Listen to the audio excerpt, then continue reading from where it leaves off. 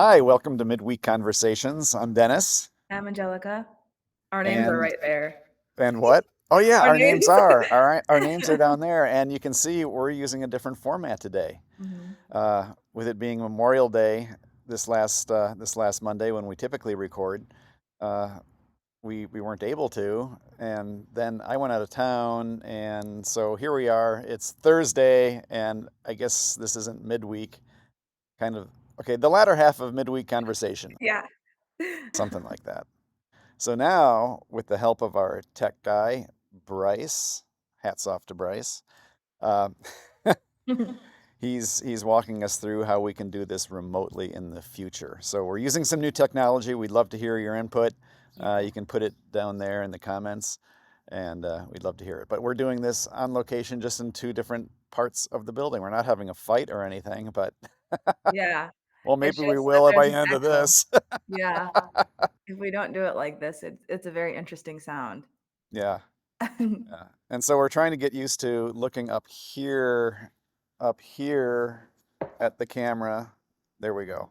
Up there at the camera instead of at one another. So our eyes are, yeah. So it might look a little bit different, but we'll see. I think it'll be fun. Yeah. Okay, How what was are your we gonna talk weekend? about? How was your weekend?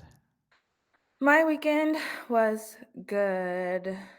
Well, it was kind of rainy here. I don't know if it was where you were, but it was kind of rainy. But then on Memorial Day, it was a nice morning and afternoon. It was really sunny.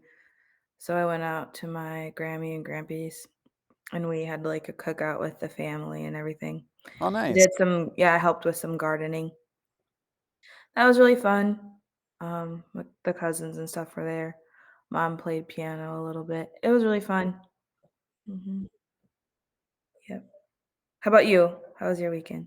Well, we were up north and I was continuing in a little land clearing project. And so I was taking out stumps, Oh, and that was fun. yeah. And then our daughter and her fiance joined us, Katrina and Matt. And it ended with Matt and I doing this masculine, uh, let's see who can pull out more stumps in 30 minutes kind of a thing. Um, By hand? it was fun. Yeah, we just grabbed it and ripped them out. Right, like Samson style? Yeah, yeah. Except with the help of a picadze and an axe. So it was good. They weren't huge stumps, huge. I got to get in the picture. Right. Huge stumps. They were more along Oh, the 8-inch kind of size stumps. oh. Down to little tiny baby ones, but I was imagining Keanu Reeves in A Walk in the Clouds. Have you well, ever seen that movie? I've not. But is And he, Keanu like, saves Reeves? the families by, like, pulling out their wine stump, tree stump, and it's, like, massive. I don't know. Anyway, Yeah, insert a clip here. I'm just kidding. yeah, yeah. That'd be great. That'd be fun, huh? Bryce, get on that. It'll probably happen. But no, so that made up the work involved in the couple days I was away. So That's cool. so thanks everyone for your patience. Sorry we were late. Yeah, I But know a lot speaking of people of, missed you at the cafe. uh, Mhm. They always ask, "Where's Dennis?" I was like, "He ran away." and I miss the cafe crowd too. Mm, But again, thanks for everyone filling in. totally. Um, hey, speaking of Memorial Day, any comments about we kind of went in a different direction in our message this week. Yeah. Um, I I found it interesting. I hope somebody else did. I got some comments texted to me that they appreciated that take on Good. Memorial Day. But if you didn't see the message, we'd encourage you to go back and look at this last Sunday's message. And I think it was entitled "Happy Memorial Day?" question mark question mark. But just the idea of being thoughtful about what Memorial Day is about, and we looked at 2 Samuel chapter 1 and 2, but where David is mourning the death of his best friend and his best friend's father, and his best friend's father was trying to kill David, but at the same time he was honoring after Saul's death, his best friend's dad. Um, David honored the man who was trying to kill him. which was kind of a weird dynamic, you know. Mhm, then we talked about, like, yeah, honoring your dead, which was really interesting. I don't think I've thought about that concept myself or, like, had conversations about we don't have, like, a high honor culture, I don't think, um, but I think that having a message about honoring your dead or having that as an element was really interesting because I genuinely don't think it's what we think about here, mostly because we're not really a culture who thinks about death in general. We really think about how do we prolong our life and how do we prolong our youth and how do we just like prolong everything and how do we get what we want, Right, you know? Um, so thinking about honoring our death, even speaking about the dead, speaking about how there is unhappy endings, like everything does not end on a high note type thing. That was really important for Memorial Day. And also stating at the beginning that like Memorial Day and Veterans Day are not the same thing. You know, this is not the day when you just like go run around absent-mindedly saying thank you for your service. Like that's not it's not appropriate and that's not what people want to hear, especially those who have lost loved ones. Um, and also like you invited us to have those conversations with people or with families who, like, have experienced loss and who are really like, Memorial Day is really important and really close to them, and it's also, like, every day of their life is Memorial Day. To have those conversations with people and let them tell their stories from their perspective, that was really cool. I've also never heard like, a Memorial Day message like that. It's usually kind of like, "Oh, you know, this is a very sad day," you know?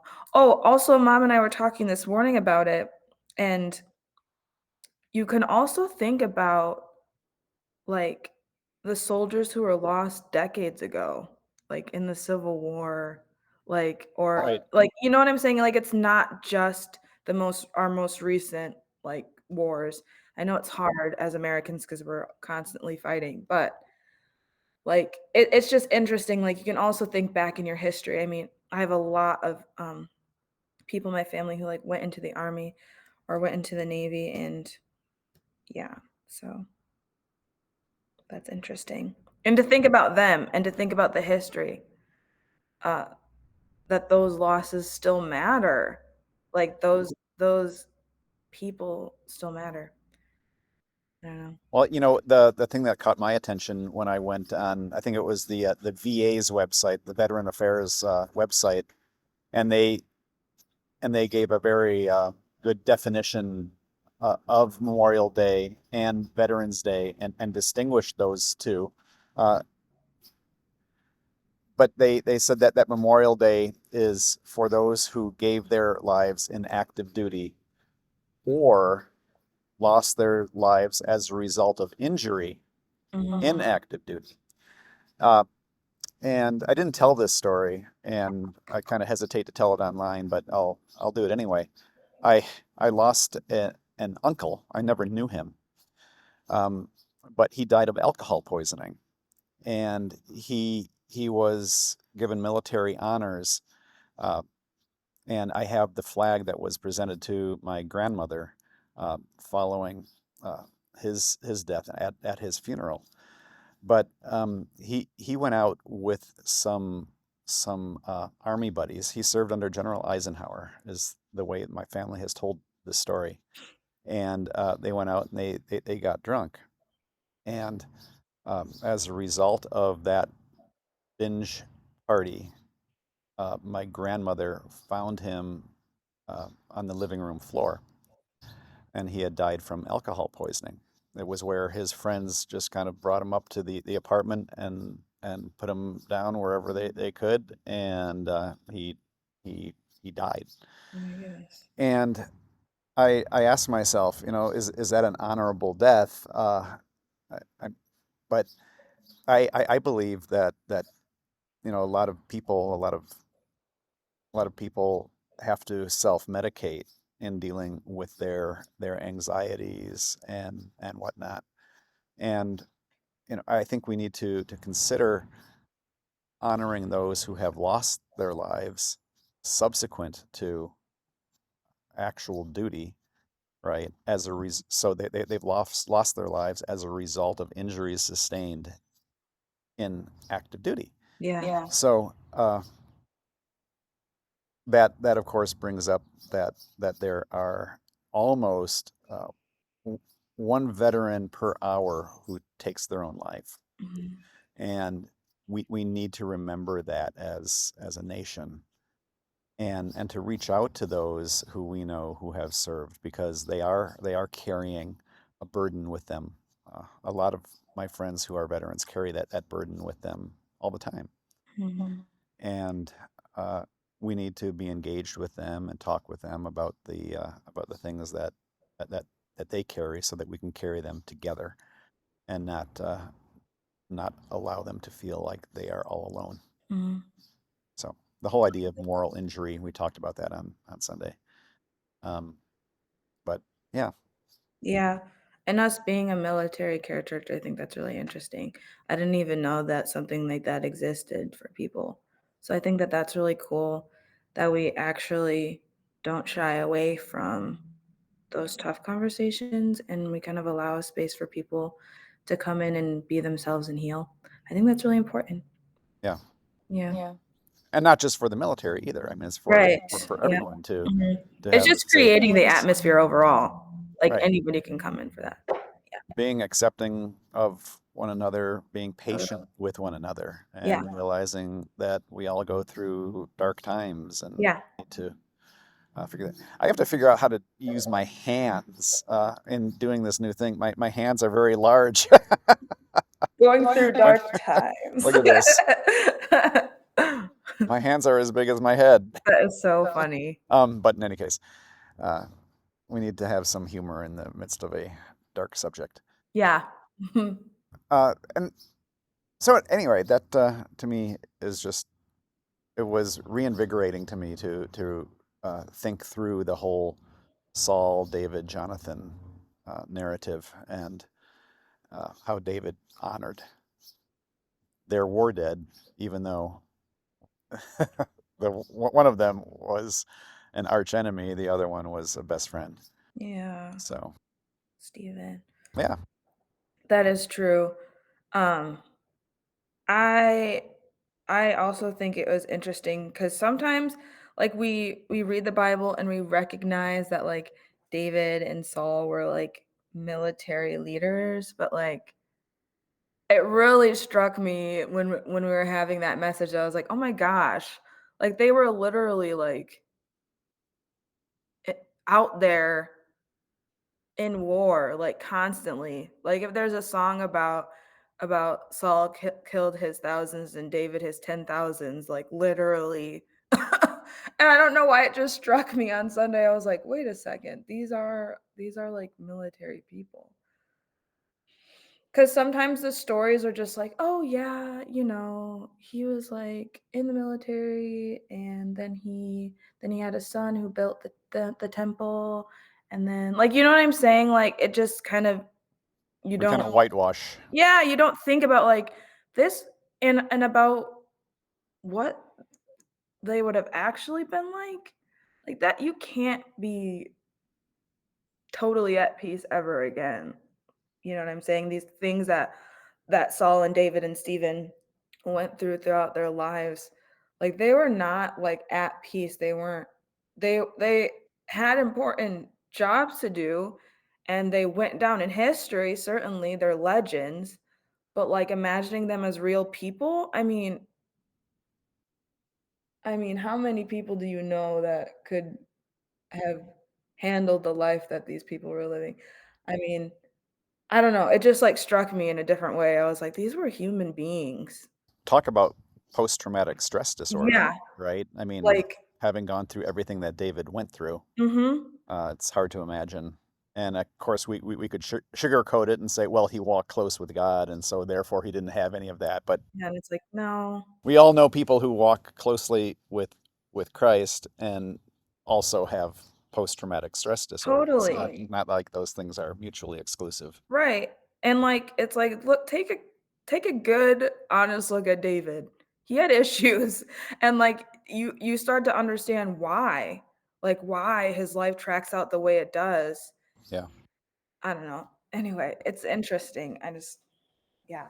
I love the Old Testament also. I think that I don't know if I've said this before, but I love the Old Testament, and I don't think it gets enough love because it's just, like, maybe it's more it can be more confusing and maybe, like, kind of more boring in some places, but there are so many stories. There's actually so many interesting stories that you can read, and so go read your Old Testament books because you don't find stuff like that. And the New Testament really comes alive when you understand Understand. that Mhm. context and that foundation, And you're getting those references and you're like, "Oh my gosh, I just read that." right? Yeah. I remember when I got into the Book of Revelation, following school, I was teaching it for the first time in a small group, and I was just amazed at all of the Old Testament allusions that are in the Book of Revelation. Totally. And the problem we have in my lifetime and in the evangelical world, there are so many skewed interpretations of the book of Revelation because there's a lack of understanding of of the allegorical elements, of the metaphorical elements coming Mhm. out of the Old Testament. And when we read those, suddenly grasshoppers turn into attack helicopters because we don't Mhm. have any other referent, you know? Yeah. And so we have this Sorry. bizarre Yeah. view. We have this bizarre view of what Mhm. Revelation is about. Mhm. And yeah, I'm with you, Angelica. Thanks, Mhm. thanks for mentioning that. Totally. Yeah. And yeah, it's so good to, like, pick up a commentary on the books that you're reading. Remember to not look at ancient literature and certain genres through solely your own current 2024 worldview because you'll mess things and you'll mess things up and you won't have the right interpretation. And honestly, not everything is about 2024 right now, your worldview, and that's something to remember when you're going and reading these ancient texts. It's not like it was not written with you in mind. You know what I'm saying? So you kind of have to put your mind in like, okay, who is this for type thing. And how did they understand it? How did they understand it exactly? Not how I'm understanding it. Yeah. Yeah. Now, I'm all for people reading the Bible, Mhm. and I'm all for people discussing it. But one of the problems that I have with a lot of contemporary small group Bible studies is that their approach to interpretation is, so what does this passage mean to you? And Mhm. everyone goes around the circle, and it's either the one who is the most creative, the most emotional, or the loudest that kind of carries the, oh, that must be what it Yeah, means, yeah. you know? And that's, if I was teaching biblical interpretation 101 and someone did that, there'd be a big fat F at the top of the page, because that's Mhm. not what you do. And Mhm. and yet there are whole organizations that are that are that exist to teach that method, and it Mhm. just it blows my mind that Mhm. that that anyway. We'll get Mhm. into that when we teach the book of Revelation because Totally. that's a good book to get people to cut their teeth on interpreting scripture Yeah. 'Cause I in think light of there's a itself. way and there is, like, there's there's a way to make scripture relevant to you, and it's not to say that you can't read the Bible and infer things for yourself and how to live better, but it's just that, like, if if the idea is through reading this scripture and then just feeling out emotionally in that moment what I think it means based on nothing but myself or like I don't know what like some podcaster that I listen to. That's it's not gonna you're not going to you might actually end up hurting yourself. Like, you might end up hindering some understanding and some growth in yourself because you're not starting in the right place. You But just gave me anyway, a great idea. When I'm working on the Book of Revelation, I'm going to go and check every time Joe Rogan mentions Revelation, and then I'll understand right, right, what like, Revelation is really about what did because Joe say Joe about Rogan this? can't be wrong. Yeah, yeah, like, Oh yeah. and our culture has so many voices too, so I get it, because 'cause you're just like, you're bombarded, but just be discerning. Yeah. And and this isn't to say that we shouldn't ask, how does this passage apply to me? Those are Totally, two very different questions. What does this totally. passage mean? What does this passage mean to me? Which really doesn't matter. But how does the original meaning, how was this understood originally? Mhm, How does that apply to me? mhm, And how can I adjust my life accordingly? mhm, That's what's important. And mhm. that's what we need to be teaching. Hey, this has been a great conversation. We didn't even talk about prehand. We didn't talk about going Yeah, we in this didn't. direction, This but is this is all great. organic. Yeah, but I think we're gonna have to wrap it up. Oh, Mhm. I silenced my phone, but now it's ringing. Oh my gosh, So, okay. hey, everybody, if you have any comments, please leave them below. Also, if you have struggled with anxiety, with PTSD, if you are concerned about your own safety by your own hand, please reach out to us. You can reach out to me at dennis@riverhillschurch.org. Um, there are there are other hotlines that you can reach out to, but I want to just make sure that you know that. Mhm. And it has been a great conversation. We're glad that you stopped in and have been a part of this. And maybe we'll see you on Sunday. Yes, we All will. right. You take care, and we'll see you next week. Bye. Bye bye.